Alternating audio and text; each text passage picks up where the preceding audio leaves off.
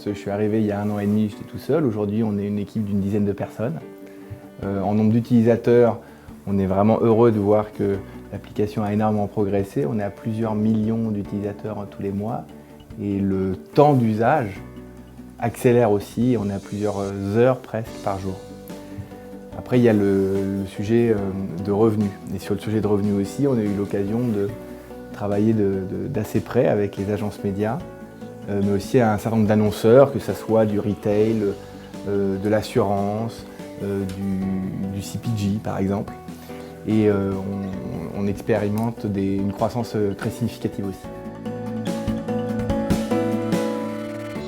On essaye de rester très innovant. Ce qui fait que les gens utilisent Waze, c'est que Waze leur rend service. Les innovations, elles consistent d'abord à s'assurer qu'on donne la meilleure route au meilleur moment sur toutes les routes du monde. Ça, c'est notre fond de commerce, j'ai envie de dire. Mais c'est aussi trouver des choses plus malines, plus intelligentes, comme par exemple pour l'utilisateur, dernièrement, le speedometer. Le speedometer, c'est l'opportunité d'avoir, à tout moment quand on roule, une indication du respect ou non de la limite de vitesse. Parce que c'est pas toujours évident de voir les panneaux. Par exemple, ou le share drive. Le share drive, c'est l'opportunité en un clic d'indiquer aux personnes qui nous attendent à quelle heure précisément on va arriver. Donc du côté du user, on essaie d'imaginer tout ce qu'on peut faire pour rendre la conduite plus agréable, plus sûre et plus pertinente.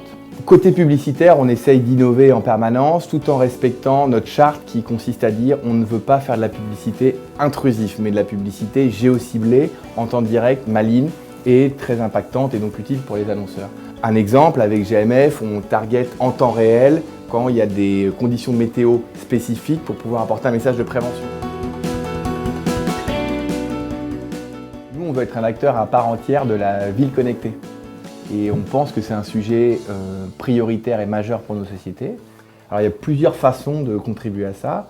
Une des façons, c'est celle qu'on fait aujourd'hui, on voudrait vraiment l'améliorer et continuer à le faire, c'est le programme Connected Citizen, qui nous permet de faire des accords avec les villes, les municipalités, d'échange de données. Et comme ça permet aux villes de savoir où se passent les problèmes sur les routes. On a réduit les bouchons à Boston, par exemple, de l'ordre de 18% grâce à ça. On fait des choses à rayer. C'est un des aspects. Un deuxième aspect consisterait, et c'est ce qu'on est en train de tester en Californie, à maximiser le nombre de personnes dans une voiture à un moment donné pour réduire le trafic.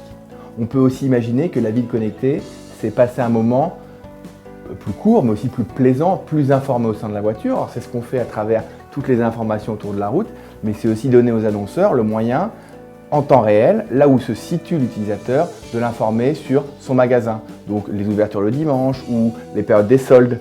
Savoir qu'on se dirige devant un magasin et qu'on pourrait profiter d'une promotion, c'est une information qui a aussi de la valeur.